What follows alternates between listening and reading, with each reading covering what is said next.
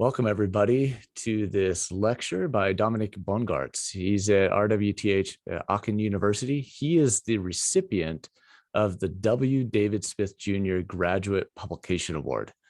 And so we're pleased to honor and recognize him today for that. Dr. Dominik Bongartz is group leader at the Chair of Process Systems Engineering at RWTH Aachen University, Germany. His research focuses on optimization-based process design, global optimization methods, and sustainable energy conversion. He received his Bachelor of Science degree in Mechanical Engineering from RWTH in 2012, his Master of Science degree in Mechanical Engineering from MIT in 2014, and his doctoral degree from RWTH in 2020, advised by Alexander Mitsos. His paper being recognized is Bongartz and Mitsos 2017, Deterministic Global Optimization of Flowsheets in ReducedBased using McCormick Relaxations. The presentation that he's giving today is going to include that and some of the other work that he's done over the last couple of years. So with that, let's go ahead and welcome Dr. Bongartz. Thank you very much, John, for the kind introduction and also for inviting me to give this webinar here today. And of course, I first also want to thank again the CAST division for choosing me for this award. It's really a great honor, and I'm really happy about this and to be here and to present here today. Next, I want to continue by thanking also my PhD advisor, Alexander Mitsos, with whom I've done the work that I'll be presenting here today, and who has really been a tremendous support for me over the past years. Finally, the work I'll present today has been in collaboration with a number of amazing colleagues here at the Process Systems Engineering Group in Aachen. And the name of those who contributed the most you see down there. You will see their works popping up at different points throughout this presentation. All right. Flowsheet optimization. So imagine we want to design a process. We already know what the flowsheet is supposed to look like. We know the structure, we know the units, the connectivity, but we have a few design or steady state operating variables that we still want to choose, and we want to choose them optimally. This is obviously one of the most classic design problems in process engineering, and at least in my view, it does sound kind of basic nowadays, considering all the advanced synthesis problems that our community has been tackling and the effects that that people have started looking at. So why are we still thinking about this? Why is this still challenging today? So to see that, let's first pull up the abstract mathematical formulation of this problem. So we have typically a nonlinear program. So here we're not considering integer decisions typically. We have an objective that costs CO2 or anything else. We have inequalities that conceptually often come from limitations on product purity, material limits, and so on. And then we have equality constraints that often contain all the model equations, so all the physics and chemistry that describes our problem. And then here are the variables X. Those will be the actual design degrees of freedom that I can choose, but also all the model variables that describe what's happening in the flow sheet. So the reason this is challenging is that these model equations are almost inevitably nonlinear, and that makes this optimization problem non-convex. So this can have suboptimal local solutions, and that does in fact happen even for the most basic flow sheets. You see those already happening. So that means we need global optimization to solve these. The good news is the way I've written this, so those of you who are familiar with flowsheet optimization will recognize that this is the equation-oriented mode of flowsheet optimization. And in this formulation, the functions that we have here, the objective and the constraints, are typically factorable functions. And in a minute, we'll see also the definition that I'll be using for today for factorable functions. The key thing is, however, that this is the type of functions that common deterministic global optimizers can handle. So the good news, in principle, we can solve this with existing global solvers. The bad news is it's typically extremely expensive computationally because these problems can be very large, in particular because we have all the model variables in here. These tend to be large problems, and deterministic global solvers that are based on spatial branch and bound, they tend to scale poorly with the number of variables, and it tends to get prohibitively expensive surprisingly quickly, even with today's advanced solvers that we have. So the key challenge is really, how do we reduce computational time to make interesting problems tractable for global optimization? And one thing I already alluded to, and that is, so far here we looked at the equation-oriented formulation, and the reason is that so far that has essentially been the only option if we want to use deterministic global solvers. So I actually need to put all the equations in GAMS or in Pyomo and then give it to Baron, Antigone, or also other solvers, like for example, our open source solver Mango. And one of the things that we've done is to reduce computational time is trying to go away from equation-oriented and at least a step towards sequential modular methods. And that's one of the things we'll see in this presentation. To give you a quick outline, so I'll start by giving some background on global optimization that will become important later on. I will then present three approaches we've taken to accelerate these flowsheet optimization problems. The first one, factorable reduced-based formulations, is what I just mentioned already, so trying to go away from purely equation-oriented formulations. The second one, relaxation of property models, goes towards the direction of tailoring or teaching our algorithm a little bit about the models, about thermodynamics. And in my view, this is somewhat similar to what's happened in flowsheet simulators and in local optimization also, that we have tailored solution strategies for certain parts of the problem. So for example, for thermodynamics in particular. And finally, I'm going to talk about parallelization, and then here we need parallel computing. All right. Let's start with some background. So I first want to give a brief recap of how global solvers actually relax factorable functions, since constructing relaxations for bounding is really a big key ingredient for branch and bound algorithms. And I'm going to introduce our open source solver Mango that I've used for the case studies that I'll show later on. So let's start with the definition, and there are actually several slightly definitions that have been floating around the literature. What I used here is the following. So we call a function factorable if it can be expressed as a finite composition of intrinsic functions, where intrinsic function means a function for which we know convex and concave relaxations and range bounds. So what does that mean? Let's maybe start with an example.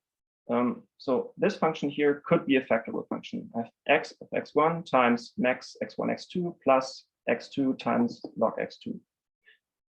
I say this could be a factorable function because obviously it depends on which intrinsic functions I allow, and we typically speak of a library of intrinsic functions that I'm using. If I can express this as a factorable function, that also means I can express this as such a computational graph, so a directed acyclic graph. Down here, I have the variables, and then all the other nodes represent an operation, in particular an intrinsic function that takes here, for example, the x1 and x2 as arguments, and here the exponential takes the x1, and then I go into the multiplication and so on. And each of these is an intrinsic function. So for example, for the exponential function, that means I need to know the function. So here I plotted on the interval 0, 5. That's what x of x looks like. And I need to know convex and concave relaxations.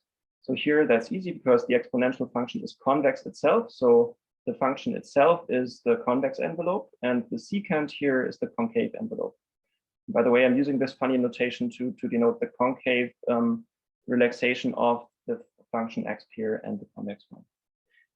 So this we need to know, and we also need to know range bounds, and by that we mean constant values that bound the range of the function over the interval that we consider. So that's the definition of factorable functions that we use, and this is what common global solvers can handle. So now, how do they handle it? How do they construct relaxations of factorable functions? And here I want to briefly summarize two methods. On the one hand, the auxiliary variable method, which is, I think, the most common, and that's what you find in Baron, Antigone, or Skip. And on the other hand, the multivariate McCormick method, which is what we've been using. And typically when we hear McCormick, we usually think of the the envelope for the binary product. And yes, Garth McCormick did introduce that, but in the very same paper, he actually introduced a method for relaxing whole factorable functions. So not just binary product, but factorable functions. And the multivariate extension of that my PhD advisor, Alexander Mitsos and Angelos Tsoukalas published in 2014 actually makes this method applicable to exactly the same problem class as the auxiliary variable method. So these two can handle the same type of function. Let's have a brief look at how they do it, because that will be important in interpreting some of the results we'll see later on for the reduced-based formulations. So let's start with the auxiliary variables. Assuming we want to minimize this function here, x of x minus x cubed, what this method does is first, it does an equivalent reformulation where we introduce auxiliary variables for every nonlinear term. So I introduced variables z1 and z2, and the constraints that set those equal to these nonlinear terms that I had in the problem before. So far, that's equivalent, but now I have this special structure where everything is either linear or a constraint that has variable equals nonlinear or nonlinear function of other variables. And this is chosen such that these are actually the intrinsic functions of my solver. Since these are intrinsic functions, by assumption, I know convex and concave relaxations of these ones. And that's how I can relax this. So I replace this with two inequalities each and use the convex and concave relaxations to relax these constraints. And now this is a convex optimization problem. And I can solve this, I can minimize this to compute a valid lower bound on this problem. The nice thing about this method is it can give us rather tight relaxations. On the downside, I have a larger lower bounding problem. And by that, I mean, this problem I have to solve to compute the bound has more variables than this problem. That means potentially it's more expensive to solve than it might have to be. Still, this is the method that's in Bern, Antigone, Skip, and several others as well. So what about McCormick then? How does that compare? Assuming we want to relax the same function, here we do not introduce auxiliary variables, but rather we construct the relaxation of this composite function here directly in the original space. So staying in the space of X here. And how does this work? Well, so since this is a factorable function, I can represent it as a graph. And for each of the intrinsic functions, by assumption, again, I know the convex and concave relaxation. And this might remind you of what people sometimes show in the context of automatic differentiation. So if we want to compute derivatives of a complex composite function, they also represent this as a graph. And we have the derivatives of the intrinsic functions. And then we use the chain rule to compute derivatives of the overall function. So what McCormick really is, it's a chain rule for relaxations. So it allows us to compute relaxations for the composite function given relaxations of the intrinsic functions. I won't go into technical details, so you end up having to solve a very small optimization problem in each of these to actually compute the relaxations. But they're so small and known in advance that we can actually hard code them in our solver. So typically we don't have to solve those numerically. The nice thing here is, here we have a small lower bounding problem, meaning this problem has just as many or as few variables as the original one. On the downside, the relaxations can be weaker than those of the auxiliary variable method if we have a nonlinear term that occurs multiple times.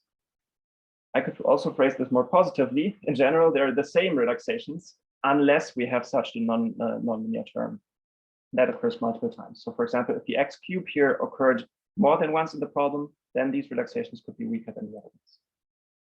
So this is the type of relaxation that we use in our open source solver Mango that relies heavily on the M.Sc++ library by Benoit Chachua that actually implements these McCormick relaxations. And it's also in the Ego solver that Matt Wilhelm and Matt Stuber are developing at the University of Connecticut in Julia. All right, so let's briefly look what is behind Mango. So Mango stands for McCormick-based algorithm for mixed integer nonlinear global optimization. And in the end, it's what one could call a branch and do the right thing algorithm, which I think this expression was coined by Ruth Meisner. So it's branch and bound plus a number of bound tightening techniques. We have a range of subsolvers for solving NLP and LP subproblems that we generate for lower and upper bounding. As I said, we heavily rely on MC++, both for constructing the relaxations and for the problem representation in the form of a directed acyclic graph. We need an interval library, an automatic differentiation library. And so maybe to further clarify for the relaxations, we use the multivariate McCormick relaxations. We also have subgradients of those, so we can actually minimize them, and dedicated tightening subroutines, and quite a few intrinsic functions. And that is exactly what I'll talk about later, how we specialize it to some thermodynamic problems. What's somewhat special about Mango is the parallelization. So we have a version that is parallelized there via MPI, and I'll show that later on as well. In terms of modeling interfaces, we started out with a C++ API. By now, we also have a Python API, and we're working currently with the Pyomo developers to put this into Pyomo as well. And we have our own text input format. Get Mango either from our GitLab page, or if you just want to use it from Python, there is actually a precompiled version available on PyPy, so it's really fast to install just via pip. And the Python part is called MangoPy. And that's what we've been using for the case studies. All right, so let's get into the first method for how we can speed up global flowsheet optimization, and that is factorable reduced-based formulations. I'll first introduce the general idea and then explain how we can apply it to flowsheet optimization. And so you may have heard of reduced-based algorithms for global optimization, and a lot of these also address the fact that we have large problems and that we don't really want to branch on all of those in branch and bound. So a lot of these are based on selectively branching only on some variables. That is great because it reduces the number of variables that you need to branch, but the subproblems that you need to solve for lower and upper bounding are still the same size. So we're doing something slightly differently. We're trying to reformulate the problem to make it smaller to begin with.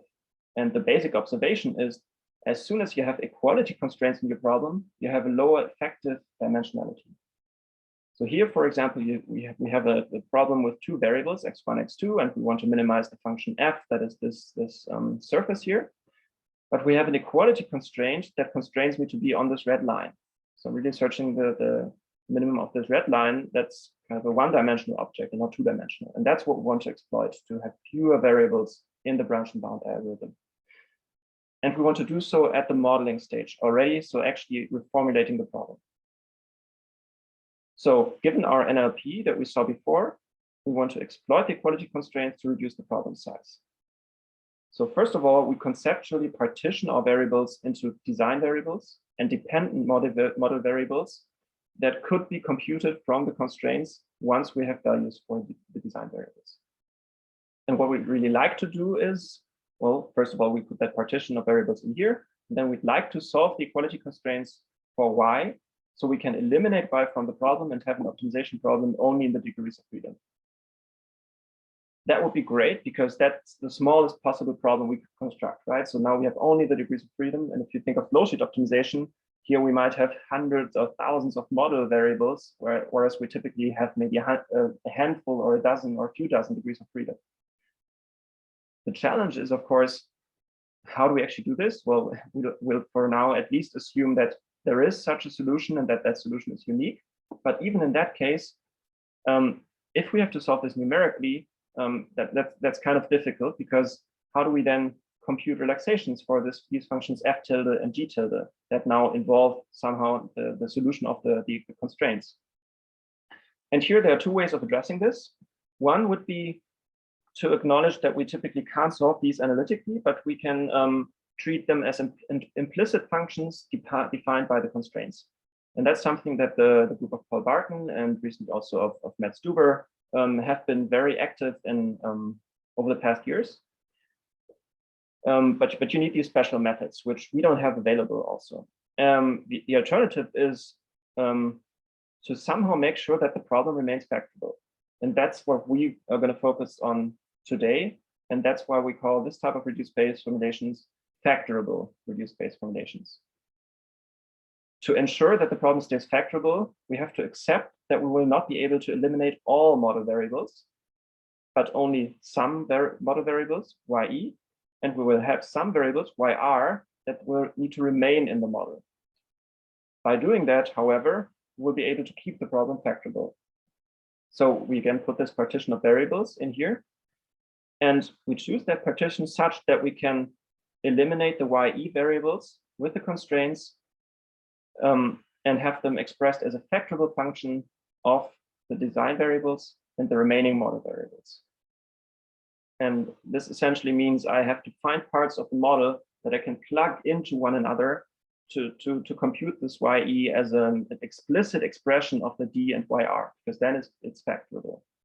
If I do so, I have a problem where the ye are gone. So I compute them here as factorable functions, and the optimizer only sees the design variables and the remaining model variables. I still have some equality constraints left, but fewer than here. And hopefully this problem is still a lot smaller than this one. Obviously, on the downside, we will not be able to exploit all equality constraints to eliminate variables. So this problem will be slightly larger than what we might like. On the upside, it is solvable with any factorable program solver still. So you can still do this in Baron, Antigone, or also Mango. So let's maybe visualize this with an example. This is one of the most basic examples I could think of. We have a problem here in its original form, which I would then call full space formulation, x1 times f1 x2 plus f2 of x1 x2. And here I have an equality constraint. It says x2 equals f3 of x1. So this problem has two variables. And the only thing I realize is that using this constraint, I can actually compute x2 as a function of x1. And here I just assumed that f1, f2, and f3 are factorable functions, or maybe they're already intrinsic functions of our solver. Once I realize that, I can obviously use that to eliminate x2 and just plug it in here. And that's it. And that's what we call the reduced-based formulation. So conceptually, it's that trivial. Where it gets interesting, in my view, is on the one hand, when the problem gets larger, but then there's three aspects. So one is, how do you actually implement the reduced-based formulation? So the way I've shown it here is that I've symbolically eliminated x2, and wherever there was an x2, I've put an f3. So imagine this f3 might now be a very large expression itself, a very large factorable function. And then I keep plugging that into one another. So and I have to plug it in multiple locations. So this ends up being very large expressions. And if you're in an environment like GUMS, that's essentially just equation-based, that's all you can do. And you end up, it's very cumbersome to implement there, and you can get text files that are too large for GUMS to parse. So we've had that problem before. If you're in a procedural environment like C++ with M+C++, or even in Pyomo, you can do this much more conveniently by actually defining the intermediate variables as factorable functions, and then having this only during the evaluation that is put in there. So even implementation is not that trivial. The second question is, what does the global solver actually do with this one? In particular, what do the relaxations look like? And here we need to distinguish. So if we're using auxiliary variable method, one can show that very likely we get exactly the same lower bounding problem in full space and reduced space, because essentially the auxiliary variable method does the opposite. So it disassembles this problem back into a full space formulation. So in a sense, that's neither good nor bad, because we have the same bounds as before, but also the same problem size. So it doesn't hurt, but it also doesn't help us. If we use McCormick, that's different, because here we'll relax a problem with one variable, and that will give us a lower bounding problem with one variable and not two. So here we do get smaller lower bounding problems in the reduced space. The disadvantage is I actually created a reoccurring nonlinear factor, that is this F3 that now occurs twice. And that is, that happens, well, can happen when doing so. That is, you can potentially get weaker relaxations in the reduced space. That means for McCormick, it can help or hurt us to eliminate certain variables, and we need to be careful with what we eliminate exactly. All right, so that was the second issue. The third issue is how do we actually recognize this and what we can eliminate? For this example, it was very easy. We just look at it and we see, oh, I can eliminate x2. But what if the problem gets large? How do I then do it? And this is where we started to specialize things for flowsheet optimization. Because if we remember the equation-oriented formulation here, the question we're asking is really, how do we rearrange the model equations to eliminate variables so we can sequentially compute the rest? And that might already remind you of the other mode we have in flowsheet simulation, and that's where we can actually draw inspiration from, the sequential modular infeasible path method. In that method, as I'm sure you know, we introduce tear streams to tear open loops, and then starting from there and from the inlets of the flowsheet, we do sequentially go through the units and compute the outlet of one unit at a time, going from one to the next, until we reach either the outlets or, again, the tear streams here where we have to iterate. So this is, in a sense, a lot of this gives us a factorable function already because we compute this explicitly one after the other. Typically, it's not quite a factorable function just yet, because in the unit operations, we also often have equation systems that need to be solved iteratively. So, for example, in the Flash, think of the Rashford-Rice method for iteratively solving the Flash equations. So what we need to do is we also need to tear the equation systems in the unit operations. And it turns out, just like the flow sheet, also the equation systems in here are typically only loosely coupled. So typically, just having only few remaining variables is enough to have the rest as a factorable function. So by analogy with this, with sequential modular, we can derive factorable reduced-based formulations for flow sheets. Now, what does this look like for a case study? So here I brought an example where we want to design a bottoming cycle for a combined cycle power plant. We have a stream of hot gas turbine exhaust that we run through this heat recovery steam generator. And here we have water or steam power cycle where we generate steam, run it through a turbine with the steam extraction here for preheating. And we have these 4 degrees of freedom that we want to choose. So pressure levels, mass flow rate, steam enthalpy. And right now we're modeling this for now with ideal gas, ideal liquid model. So the most basic thermodynamic model. And it turns out then we need only one variable, essentially a tear stream here for this turbine bleed. And based on that, we can sequentially go through the rest of the flow sheet to compute all the remaining quantities that we're interested in. Assuming, for example, we want to minimize the levelized cost of electricity of this cycle, in the reduced-based formulation, we have only those 4 design variables and the one tear variable and one equality that corresponds to that. In a full space model, we'd have something like 120 variables because we have to write down all the mass and energy balances, the cost correlations, the sizing, and so on. Now, what does that mean if we give it to a global solver? So here I brought a convergence plot. So here on the x-axis, we have time logarithmically, and then on the y-axis, we have the ratio of upper to lower bounds on the objective. So if we reach 1, we're converged. If I give this to Baron in the full space formulation, after 6 hours, we still have significant amount of gap left, even with this extremely simple thermodynamic model. I can give Baron the full space, the reduced space formulation, and that speeds things up, and then we can actually almost solve it in 6 hours.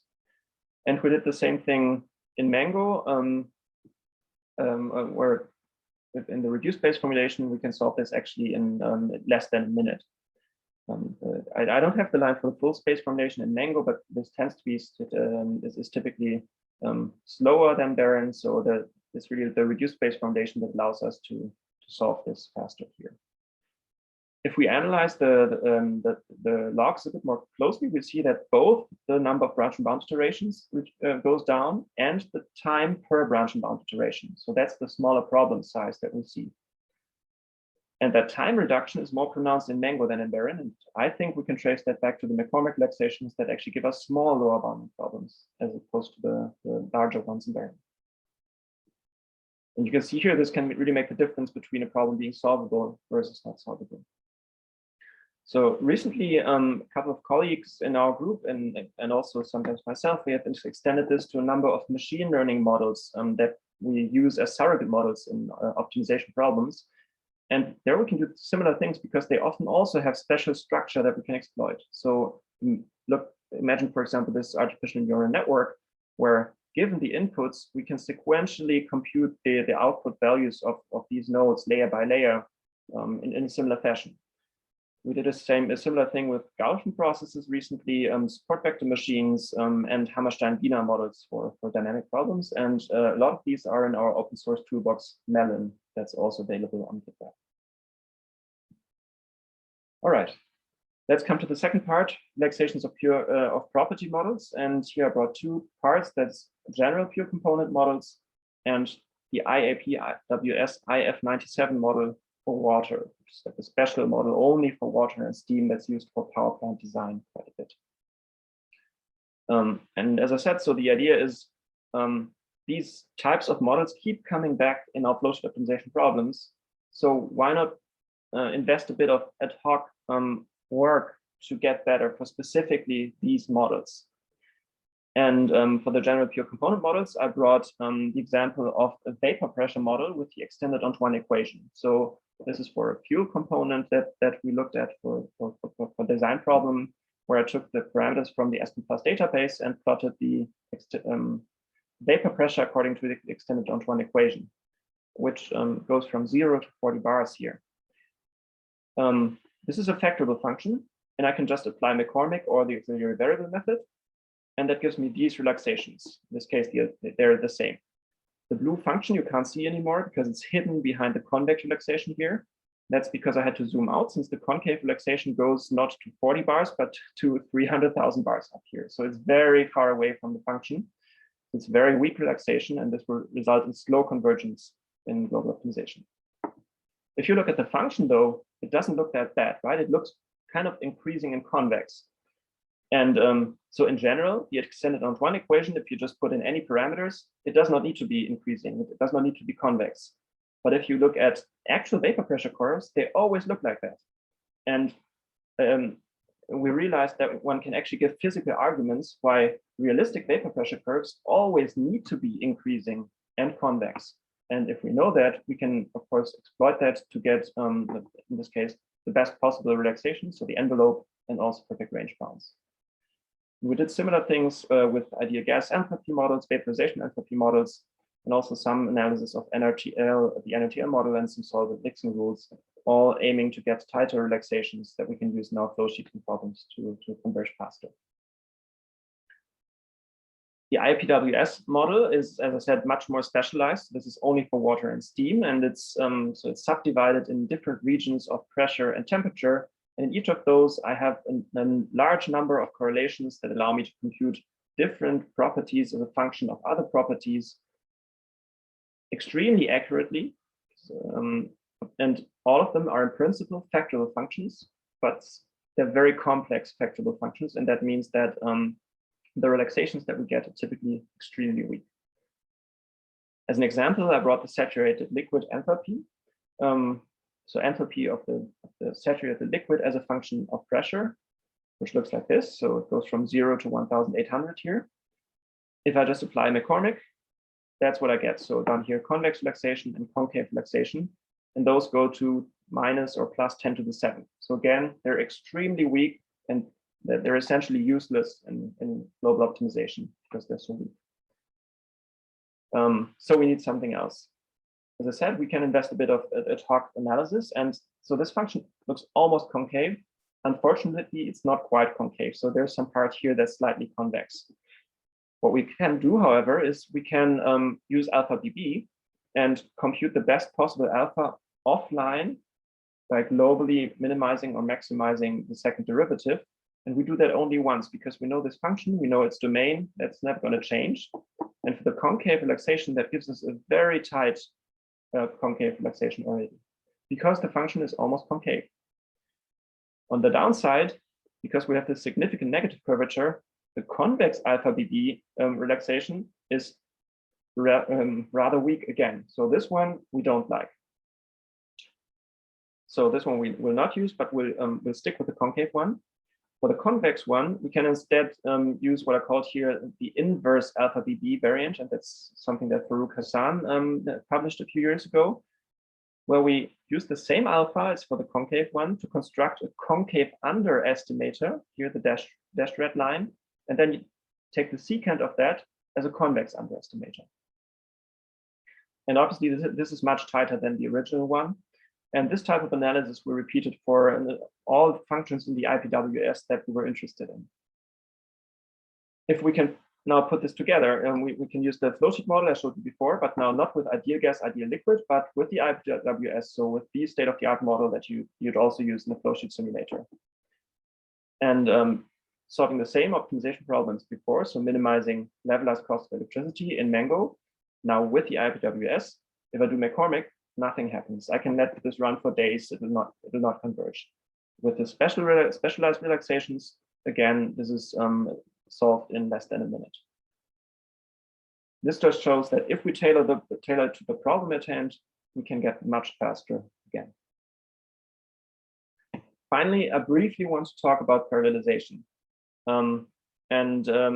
So actually parallelization for branch and bound algorithms is not a new topic at all. So the first works for parallel integer branch and bound go back to the 70s, and also from the chemical engineering community or process systems engineering community, there have been a number of works as early as the 90s.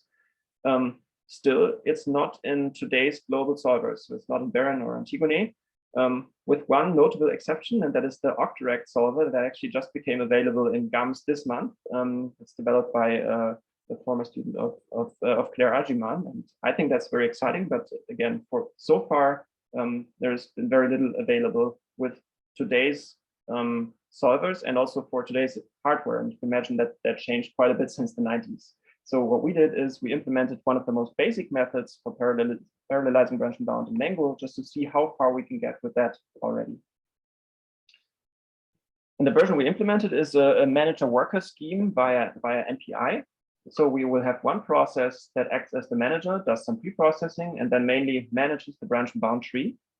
And all the other processes will be workers that process the branch and bound nodes. So that means the manager will send a new branch and bound node, so a part of the search domain that we want to process, to worker. This one will actually compute the upper and lower bounds, do bound tightening and so on, and then at some point return the process node. And the same, of course, goes with the other workers. There's even classifications for these types of algorithms, and this would be called an asynchronous single pool algorithm, just to make clear again that this is not a new idea at all. It's kind of the basic version that still, for some reason, is not in most of today's codes. And with this most basic version, we looked at a few flowsheet optimization problems, and for some of them, we actually get very promising results. So here I brought an example where we optimize a methanol production process. And we solved this on the RWTH cluster on up to 1,000 CPUs. And you see on the y-axis the speed up that we get, which is up to a factor of 250. So that's very significant speed up. And if we compare that to the maximum speed up that we could theoretically get, we're not that far off. And this maximum is based on Amdahl's law. That's just considering that we've parallelized only 99.6% of the code, that is the branch and bound node processing, while the pre-processing and the management of the tree is still sequential. So this shows even with a basic version, one can get go a long way. And here for this problem, this was going from almost an hour to 13 seconds. However, there are also other examples. And there's a reason why I picked here the methanol production and not the same example I showed you before, because if I use the power plant example I showed before, we get this. So here, even if I can go, I'm leveling off at 16 cores already with a speed up of less than 2. So, and this is not because the problem is too simple. So we're also starting at about an hour on a single core, but we can't bring it down further than say half an hour. And turns out that's actually a fundamental problem, because that's already approaching the theoretical limit of the Amdahl speed up. And the difference is here, the management of the branch and bound tree gets expensive as opposed to actually processing the nodes. And that just shows that even for a given algorithm, it can be extremely problem dependent, whether we can parallelize well or not with this strategy. And it's also not trivial to tell in advance by looking at the problem characteristics. So the tree management can become a bottleneck, and here to become better, obviously one needs to go to some of the other strategies like parallelizing the tree management. All right, and that already brings me to my summary. So I've shown 3 techniques that we've been working on for speeding up flowsheet optimization. The first one being trying to reduce the problem size by exploiting the structure of the equations, here taking inspiration from sequential modular flowsheet optimization, while remaining factorable. And that allowed us to get speedups both with our solver Mango, but also in Baron and Antigone. And of course, much more remains to be done here, both in terms of transferring this to other problem classes and to make it more readily usable from a user perspective. We also showed that how we can tailor the algorithm to the problems we're interested in by introducing new intrinsic functions for property models. And of course, there's a whole range of models that keep coming back in flowsheeting problems that could be treated in a similar way to accelerate solution. And in my view, that's similar to what has been done over the past decades to make flowsheet simulation and local optimization more robust by using tailored solution strategies, for example, for flash calculations. Finally, we've seen that even with a very basic version of parallelization, we can already get large gains that can be useful for flowsheet optimization as an engineering tool, I believe. And obviously there's also much to gain to make this transferable to not only selected, but all types of problems that we're looking at, and having it scale well, both on the low core count and if I want to exploit the 4 or 8 cores that I have in my desktop or laptop computer, and on computing clusters. And finally, I also showed the open source tools that we've been developing, and of course, you're more than welcome to check those out. And we're also always happy about feedback on those. With that, I would like to thank you very much for your attention, and of course also acknowledge the funding agencies that have supported this work. That is the German Research Foundation, DFG, as well as the German Federal Ministry of Education and Research. Thank you very much. Fantastic. Well, thank you so much, Dominik. That was an excellent presentation. I see many in the audience here giving applause icons. So thank you for that. That was great. We're going to go ahead and start with some questions now. You can do that in one of two ways. You can either unmute your microphone and go ahead and ask a question, or if you'd like to, you can put something in the chat window as well, and then we can spend a few minutes going through some questions. So we have about 5 or 10 minutes for questions right now. So I'm just going to lead off with this is a fascinating presentation. Flow sheet simulation is very challenging, but flow sheet optimization kind of takes it up to the next level of challenge there as well. One thing that we've seen with flow sheet optimization is sometimes not only variables within that flow sheet, but also what units are included in the flow sheet or the design of the flow sheet itself.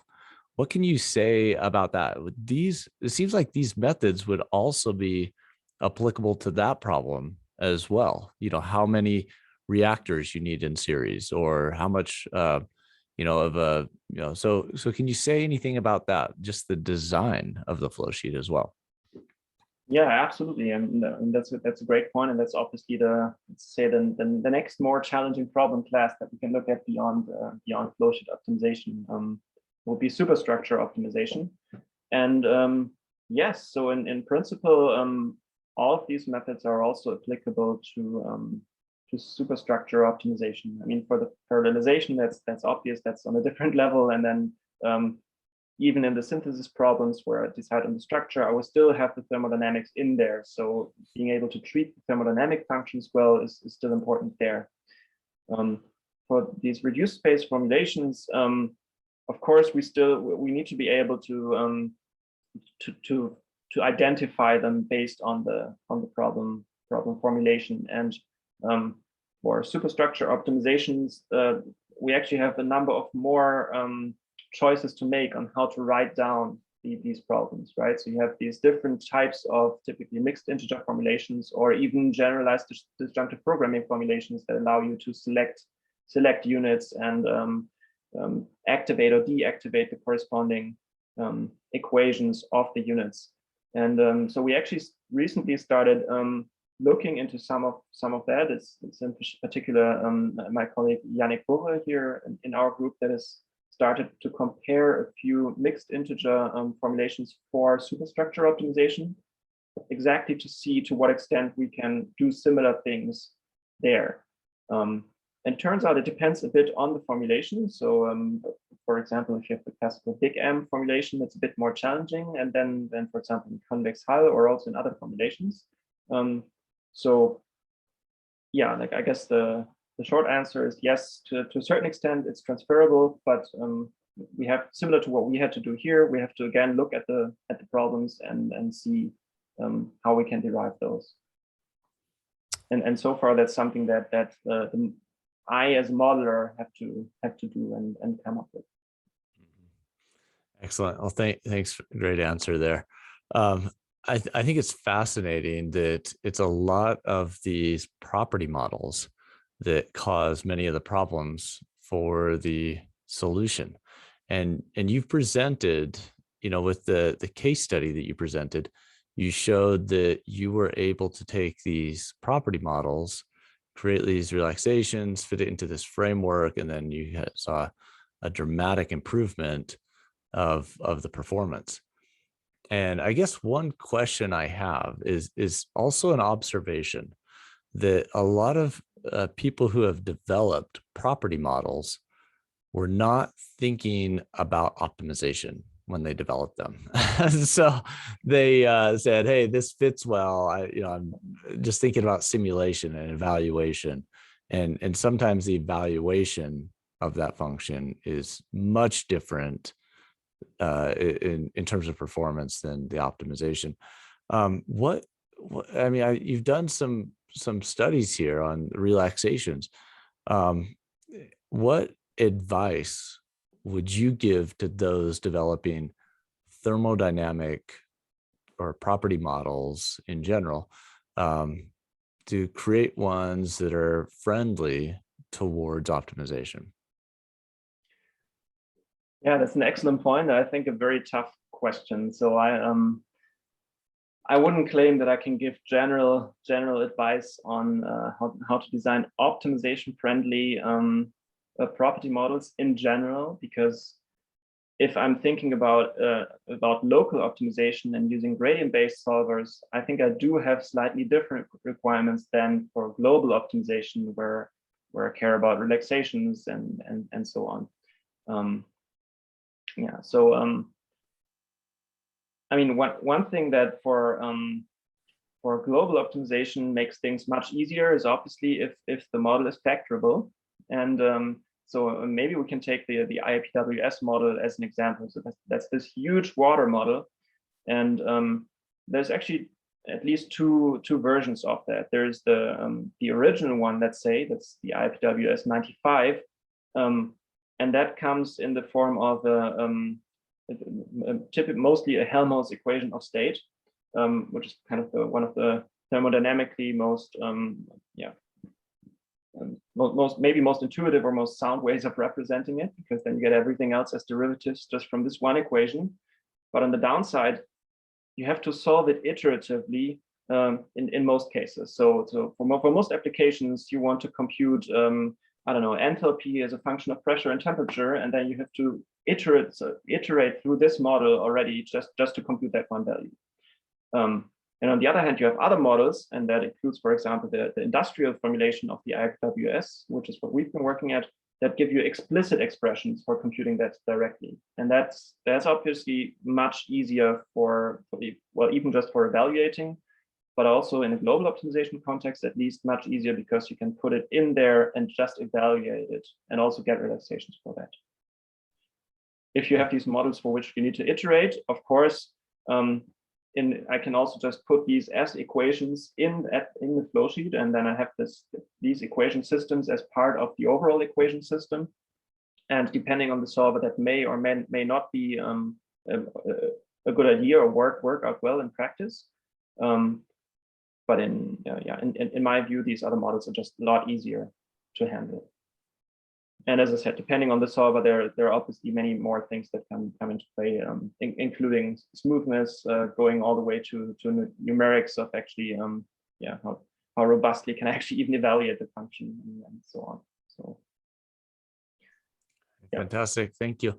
Any other questions from the audience? I've got one more, but I want to give others an opportunity to also ask.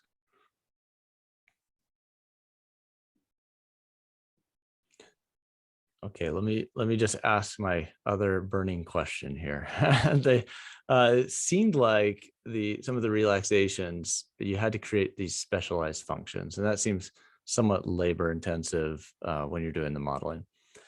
Is there any type of generalized relaxation that we could use, like some type of piecewise linear cubic spline or others? What can you say about ways to make this generalized so somebody doesn't have to go in and create a specialized relaxation model? Yeah, that's also a great question, also very very challenging. So I mean, the one extreme is I don't treat it in any special way, but just like use the functional form, and then it's if hopefully, and in many cases it is a factorable function, and then the solver will take care of all of it. So in that sense, that simple option we always have, right?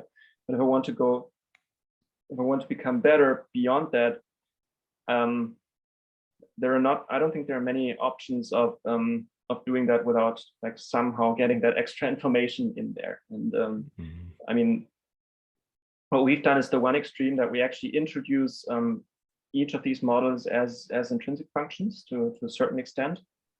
I mean, one thing that one could do is that if we just have a certain knowledge about the function, for example, that it is increasing or convex or both, or convex on some parts, then it would be one could imagine a modeling language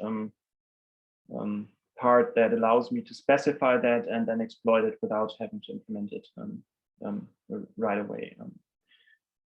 So yeah, I don't think there that's about what I can think of in terms of intermediate approaches. So maybe one thing I could mention is that if one wants to experiment with these, the ego solver that Matt Wilhelm and Matt Stuber are developing, that's also based on McCormick relaxations, that actually provides a very nice interface for defining user-defined relaxations. So there, it's relatively easy to experiment also with your own relaxations. That's not something that we've designed Mango for, because there we focused more on other aspects. But so if you want to play with those, that might be worth having a look at ego and experimenting with relaxations that you might come up with using whatever method for the functions that you're interested in. Very good. Thank you. Well, this is I'm fascinated by your work. I really appreciate that you make it available as well. That it's easy to, in many different environments, and it looks like this is a fantastic contribution. Hence the award that was given, and also we just appreciate the advancements that you've made to this area. So let's thank Dominik one more time, and we'll go ahead and end the seminar. We have other seminars coming up as well. We'll have for the award winners from the CAST division, but just wanted to highlight Dominik's contributions today and thank him for his presentation. So thank you, Dominik. Well, thank you, John. And thanks very much for being here tonight.